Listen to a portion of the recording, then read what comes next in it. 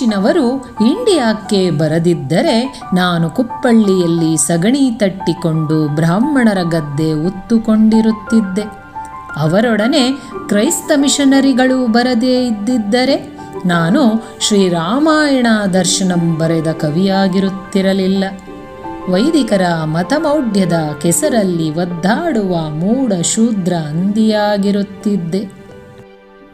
ಆಂಗ್ಲರು ಭಾರತಕ್ಕೆ ಬರದಿದ್ದರೆ ಶೂದ್ರರು ಮನುಧರ್ಮಶಾಸ್ತ್ರವನ್ನು ಪೂಜಿಸುತ್ತಾ ವರ್ಣ ವ್ಯವಸ್ಥೆಯನ್ನಪ್ಪಿಕೊಂಡು ಜಾತೀಯತೆಯ ಕೆಸರಲ್ಲಿ ಒದ್ದಾಡುತ್ತಾ ನಾಯಿ ನರಿಗಳಿಗೂ ಕಡೆಯಾಗಿ ಬಾಳು ಸಾಗಿಸಬೇಕಾಗಿತ್ತು.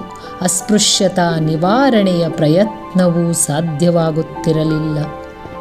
ವಿಜ್ಞಾನ ಸಂಪನ್ನವಾದ ಪಾಶ್ಚಾತ್ಯ ನಾಗರಿಕತೆ ನಮ್ಮನ್ನು 200 ವರ್ಷ ಆಳಿದರೂ ಅದರ ವಿಜ್ಞಾನ ಸೃಷ್ಟಿಸಿದ ಯಂತ್ರ ನಾಗರಿಕತೆಯನ್ನು ಅನುಕರಿಸಿದೆವೇ ಹೊರತು ಅದರ ವೈಜ್ಞಾನಿಕ ದೃಷ್ಟಿ ನಮ್ಮದಾಗಲಿಲ್ಲ.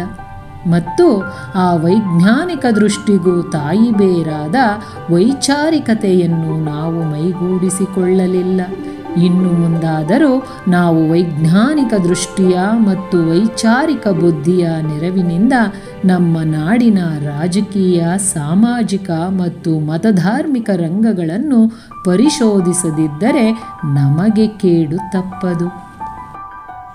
ಒಕ್ಕಲಿಗರು ಇತರ ಶೂದ್ರವರ್ಗದವರಂತೆ ಬ್ರಾಹ್ಮಣರೊಡ್ಡಿದ ಮತಾಚಾರದ ಮೌಢ್ಯ ಸಂಕುಲಗಳ ಬೋನಿನೊಳಗೆ ಸಿಕ್ಕಿಬಿದ್ದ ಇಲಿಗಳಾಗಿದ್ದರು. ಆ ಇಲಿಗಳನ್ನು ಬೋನಿನಿಂದ ಬಿಡಿಸಲು ಕ್ರೈಸ್ತ ಪಾದ್ರಿಗಳು ತಮ್ಮ ರೀತಿಯ ಪ್ರಯತ್ನಗಳನ್ನು ಮಾಡಿ ಆ ಬೋನಿನಿಂದ ಹೊರಬಂದವುಗಳನ್ನು ಹಿಡಿದು ಹಾಕಿಕೊಳ್ಳಲು ತಮ್ಮದೇ ಆಗಿರುವ ಬೇರೆ ರೀತಿಯ ಬೋನುಗಳನ್ನು ಒಡ್ಡಿಕೊಂಡಿದ್ದರು. ಶೂದ್ರರು ಬ್ರಾಹ್ಮಣ್ಯ ಮೌಢ್ಯದ ಬೋನಿನಿಂದ ನೆಗೆದರೆ ಕ್ರೈಸ್ತ ಮೌಢ್ಯದ ಬೋನಿಗೆ ಬೀಳಬೇಕಾಗಿತ್ತು. ಎರಡೂ ಪುರೋಹಿತಶಾಹಿಗಳೇ.